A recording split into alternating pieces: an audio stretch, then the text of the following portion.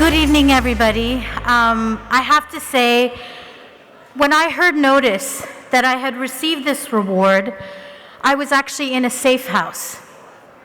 I was in a safe house with my mother and my father because I was receiving death threats.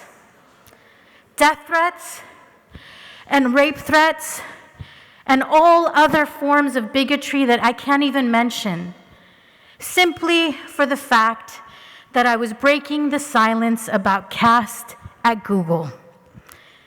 And the thing is, as someone who trains,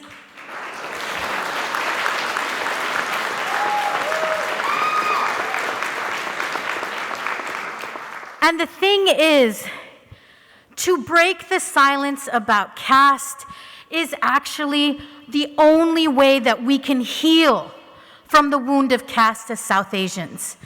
And the incredible thing about SABA was that when I was in one of the most darkest, most violent times of my life, we had a call for unity from an amazing South Asian organization that said, if we are going to fight for racial equity, we cannot leave caste equity outside of the bounds of this conversation. And this is a moment as South Asian Americans that we have gone through tremendous amounts of grief and violence. Our communities back at home face some of the worst consequences related to the pandemic. And in the United States, as Asian Americans, we faced untold attacks and discrimination under the Trump administration. And still, in the face of violence, we can choose to be forces for light. And as a Dalit American, I cannot tell you what it means for a major South Asian organization to say caste equity matters. I spent most of my life with my parents hiding their caste background. My dad himself did not come out as Dalit American until he was 74. In fact, when I went to school at UC Berkeley, my other Dalit sister who went to school with me said she would never come out as a Dalit because it was her dream to be a lawyer, the first in her family to be a lawyer. So now, 20 years later, to have SABA recognize caste equity in line with racial equity, it means a whole world is open to who and how we redefine South Asian American identity. Because we are from many different places.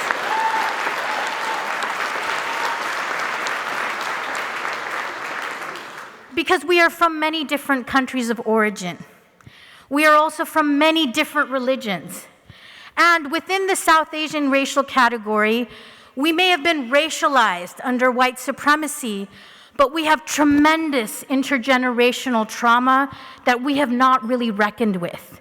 Whether it's partition or genocide or caste apartheid, we carry those wounds within us and try to move forward as model minorities, but those tensions do not go away. And I think in this moment, coming out of this pandemic, as we are here to be able to stir and move our community to a positive, open place, it can feel incredibly hard, especially when we don't know how many of us have lost people to this pandemic.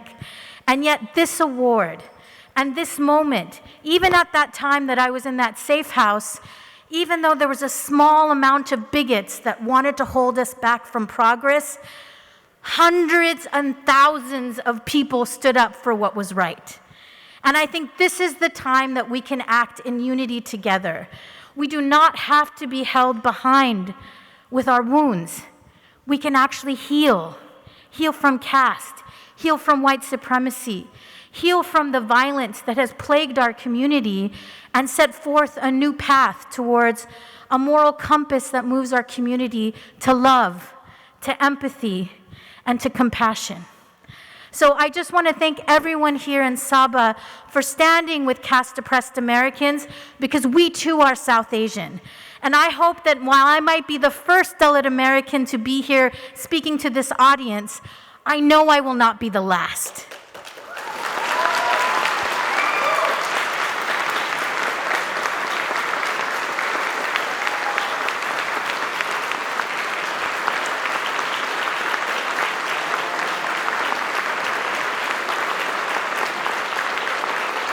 And so I just want to say, I accept this award not just on behalf of myself and Equality Labs. I accept this on behalf of all the Dalits that are still in the closet. 1 out of 4 of us experience physical violence every day. 1 out of 3, educational discrimination. And 2 out of 3, workplace discrimination. And yet, we are here and we're not going anywhere. And I know that we are here also because of one of the first South Asian lawyers to practice here, Dr. Ambedkar. And if you have not heard about Dr. B.R. Ambedkar, look him up on your phone, but he is one of the greatest South Asian Americans. He was the first to go to Ivy League school, he was a Dalit American, and he wrote the Indian Constitution.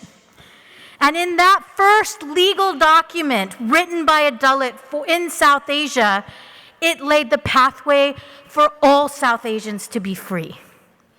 And so in his spirit, in the spirit of my parents, and in the spirit of who we can be as South Asians, I accept this award and thank you and greet you in the salutation of justice. Jai Bhim and Jai Savitri, and thank you. So, Racial Justice Award, this is a big deal. This is an award that SABA just only put together only a couple years ago. You're in really, really good company. What does it mean to you? Well, for me, I think this is a watershed moment for the South Asian American community because it's a recognition that there is no racial justice for us without caste equity. And to have SABA be able to recognize that and stand not just with me, but with thousands of Dalit people who are asking for caste rights right now, that's incredible. So I'm very, very honored to be here. And really, this award not just goes to me, but to all of the folks at Equality Labs. Talk a little bit about, most recently with the Google talk and everything that's come down the pipeline with the Santa Clara Human Rights Commission.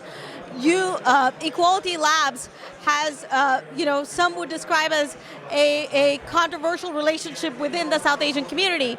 How do you navigate that, and how do you, counter those who say that, it was specifically as it relates to Google, it was said that the work that you're doing is divisive. So how do you counter that? Well, I think we've always seen civil rights struggles be met with a small group of bigots, people that want to stand, opposite to the progress. And I think what's fascinating at this moment right now is that just like this award, there are millions of South Asian Americans that want to see caste discrimination end. So unfortunately, while there are those who are unhappy with Dalits being given equitable access to American institutions, overwhelmingly the South Asian community is unified in order to be able to add caste as a protected category.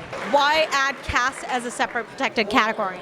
Well, clearly, from our own data, we know that 1 in 4 Dalits experience physical and verbal assault, 2 out of 3 workplace discrimination, and 1 out of 3 educational discrimination. So there are times when our civil rights codes are not sufficient to meet the needs of communities that are facing deep and grave discrimination. So when we add caste as a protected category, caste-oppressed people are able to get our equal access under the law. And frankly, just my own experience at Google proved that. When I got this award, I was in a safe house because of bigots that wanted to make sure Dalit women couldn't come out and talk about the experiences we face around discrimination. So this is a civil rights journey that will not be denied, and I really encourage even those that feel threatened by the prospect of Dalits achieving equity, join us, because we do not want to pass this scourge to the next generation. Now, Dalits are obviously a micro minority, and so are the larger South Asian community, the Hindus, the Muslims, the Sikhs within this community. We are all still minorities in this country. So how do you reconcile the fact that bringing caste as a protected category could potentially, disadvantage the Hindu American community, or the Sikh American community, or the the South Asian Muslim American community, which all have their versions of caste in it? So civil rights laws are not set up to disadvantage any community. They're actually set up to ensure access for all communities. And with each of these multinational corporations, they already have caste as a protected category for their South Asian countries. They have simply omitted it for their North American divisions, even though they have high amounts of South Asians. But for a company like Google, that makes no sense. One team might have members in India, in the United States, and in Europe.